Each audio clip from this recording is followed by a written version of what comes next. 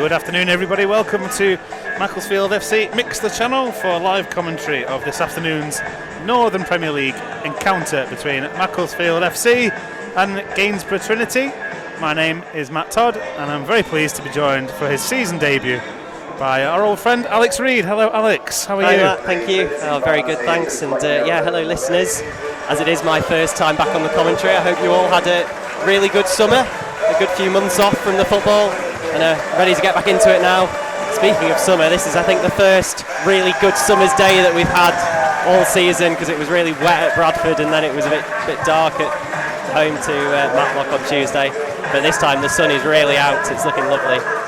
And the teams are coming onto the pitch, the Silkmen and Gainsborough Trinity. The two sides meeting for the first time since 1987. Mac last played Gainsborough in the run into the last time we won the Northern Premier League title back in 87, and with that promotion to the National League. Since then the Silkmen have played in all sorts of different leagues, gone up and down, and back to Tier 7 again now, and playing Gainsborough. And two good goal scorers that day. Burr and Askey. Yeah, there you go. Classic. Well, incredible stuff. Yeah, the Silkmen have had a few good tussles with Gainsborough Trinity over the years. We've played them 43 times in total. First one back in 1968, that was a 2-0 win here at the Moss Rose in the inaugural Northern Premier League season. And as I say, the most recent one back in 87, that 2-0 win at the Northolm Gainsborough Trinity's ground. This season we have continued in that vein as Tom Pearce challenges for the ball in the Gainsborough defence, and there's a turnover here, and the ball is played through to Duffy in the penalty area. Duffy through on goal, keeper makes an angle and closes it down, but Curran is there, shot blocked on the line.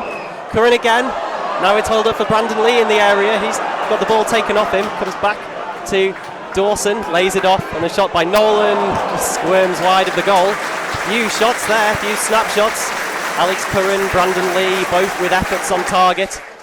Neil Kengney coming on and scoring a goal. Kengney is on the bench, but if he does come on, he will make his 50th Silkmen appearance in little over a year since he's signed, as Sam Heathcote cuts the ball out, stepping out from defence. Just gives it to Nolan, who has a lot of space deep inside the Trinity half at the moment. Lee gives it to Duffy with a little ball in field, and it's a lovely bit of play from Curran, and now Nolan gets him a shot, but it just flashes wide of the far post. Didn't trouble Wharton, I don't think. The Trinity can't hold the ball up. Now a couple of tough tackles in there by Curran, and he does really well, plays a 1-2 with Drummond. Ball falls now to Dawson, edge of the area, thought about shooting, gives it to Duffy instead. Duffy into the penalty area, curls one, only just wide of that top corner. Decent effort that by Luke Duffy, looking to get his second goal in Silkmen colours.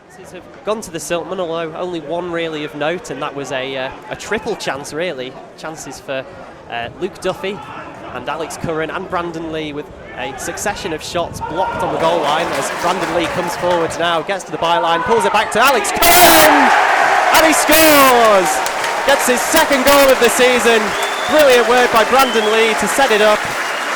Gets to the byline, pulls it back, and Curran there to sweep the ball home.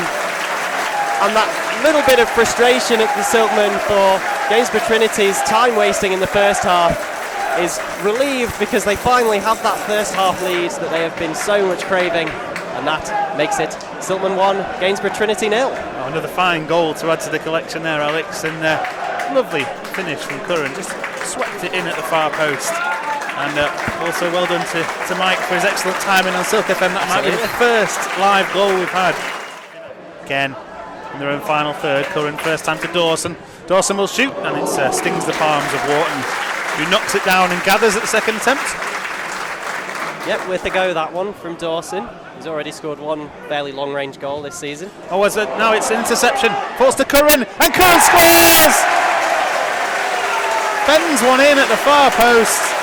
The goalkeeper Wharton with no chance once more. And that all came about as John Nolan picked the pocket of Lovick on the edge of the area. And again, a lovely finish. And it's 2-0 here with 32.5 minutes played. Yeah, and it's that man Curran again. That's 23 goals now in his Silkmen career that he has scored, and he's got his brace this afternoon. Really composed finish from the edge of the penalty area. Despite the fact that Gainsborough Trinity made it awfully easy for the Silkmen to launch that attack. I think Lovick has been at the heart of everything, both good and bad, for Gainsborough. playing an expert offside line there. Trapped Gainsborough as Duffy now plays through Curran in the penalty area. Snapshot there at an angle, and it's just high and wide of the near post. But a good counter-attack there by the Silkmen as Duffy played in Curran, and Gainsborough able to clear it away. Mendy cuts out the clearance, then a loose touch in the midfield, and Alex Curran is able to win it back. Picks the pocket of Gainsborough and he plays through Brandon Lee. Brandon Lee can cut it back.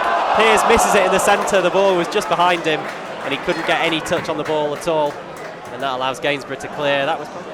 Who's right with him. Not too sure how he's going to get out of this one. Mendy. He does though show good composure to turn away and clear towards Curran. Curran beaten in the air there by Flint. The ball though does fall to Luke Duffy. Now space for Hardy in the centre circle. Can Hardy find Kengley? He can. Kengley in behind here, running towards the box. Kengley, left-footed round the keeper. Gets a touch, falls to Curran. Can Curran find Hardy? He does. Hardy steps in field and Hardy adds the third. The clincher. And with less than 15 minutes to go, Mac 3, Gainsborough 0. Oh, what a very patient goal that was. Absolutely fantastic play from the Silkmen. Great counter-attack. Kengley played through one-on-one to begin with, rounded the keeper but dispossessed, then Curran rounded the keeper in the other direction. Finally, I thought Curran was a shoo-in to shoot as well, being on a hat-trick, but he did the smart thing and laid it off to Hardy, who just steadied himself and popped it past the defender on the line, and that makes it 3-0, and that, I think, is the game all but done. It certainly is, and we just now wait for the whistle as we're in added time of added time, as Neil Kengley chases one down the right wing. He'll keep it in. Pass from Hardy. Curran and Duffy in the middle. Hardy joining him now. It's cut back to Fensom on the edge of the box. Fensom to Curran. Last chance for the hat-trick. Onto the left foot. Still going is Curran. Oh, and he just squeezed one a foot wide of the far post as the referee blows the full-time whistle here at the Leeson.com. Mac 3, Gainsborough 0. And it was so nearly 4. Oh, that would have been so good to end the match there with Curran completing his hat-trick with the last kick of the game. I don't think he's ever scored a hat-trick for the Silkmen before. It'll have to wait.